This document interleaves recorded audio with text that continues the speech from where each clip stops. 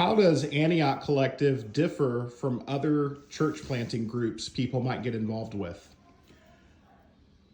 Well, again, I think that goes back to the very concept that we have both as a ministry and as the churches that are a part of it. I've always felt, and I've had a desire to plant churches, and I've planted churches, but from the time that I was in school for ministry, I remember looking at the book of Acts and seeing a church that reached out to people who had no relationship with Jesus, that ended up saturating their society and their culture with the message of Christ. And so I've always wanted to sort of see that done again and to see it reoccur. For that to happen, it means you start with someone who is lost, who doesn't know Jesus. You're not recruiting the religious. You're not training those who've already had a relationship with Jesus as your primary goal.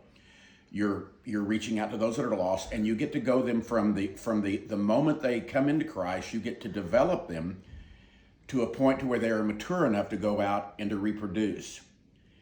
And as we talk about, restoring New Testament Christianity, or at least restoring the church in the book of Acts, to me, it's always seemed that if we are really restoring the gospel that Jesus preached and the church that Jesus built, that it would result in people who don't know Jesus, who have never heard of Jesus, going out to proclaim Jesus. And that is the process that we are emphasizing in planting churches.